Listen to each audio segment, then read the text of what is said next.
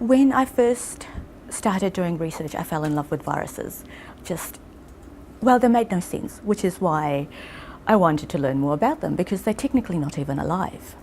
So viruses are non-living things unless they're inside our cells, in which case they become alive. So they're just little bits of genetic material, but they do so much damage to our body. And we know nothing about them, how they work, where they came from. We have quite a robust immune system to try and overcome these virus infections. But viruses have developed these little molecules or proteins that they also have to try and fight us. So for example, if we have cells that can gobble up the viruses have a way of tricking the cells to say, hey, I'm not here, do not gobble me up. So all these immune modulators that the viruses have is what fascinated me. And that's what I like to research. I think pharmacologically, these virus immune modulators can be used as a therapy for various diseases. And this is not a field that has been studied extensively because people still have a fear of viruses, that, it's unknown, it's from viruses, we do not want it in our body.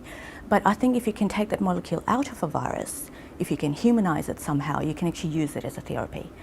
And you don't have to do all these drug testing on it that you would otherwise do on a new compound or a new molecule that you've made from scratch, because in essence the viruses have done all the testing for us over the course of hundreds and thousands or even millions of years. So the viruses have already chosen the molecules that works best in our bodies. We just have to take it out of the virus and figure out how to use it. I'm hoping that we can come up with a new class of drugs from these virus proteins, and not just sort of confined to the pox viruses, but pretty much any virus you study has targeted a particular part of your body or a particular cell in your body.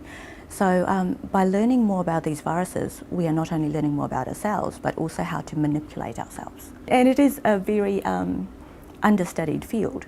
People study viruses to think of antiviral proteins to sort of kill the virus or limit them, but they're actually quite fascinating things, viruses, so I think we should be using them as as learning tools, I suppose. So to study viruses, you are studying your body as well as the virus, as well as a little bit of genetics and a little bit of protein work.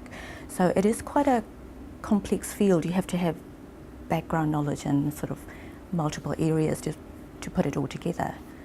One of our students she has got a mix of genetics, microbiology and immunology background, and that's the background that sort of is more suited to this sort of work. We have another student who has purely a pharmacological background, so he knows nothing whatsoever about viruses or immunology. But when you're studying drugs and how they work in the body, you do have to have a little bit of immunology knowledge and a little bit of physiology knowledge. The different aspects of pharmacology sort of appeals to a student who likes that multidisciplinary approach. The social dynamics of the department works very well. So as soon as you walk in through the door, you just feel welcome. It's quite a neat little department to be in. There's a support that you need.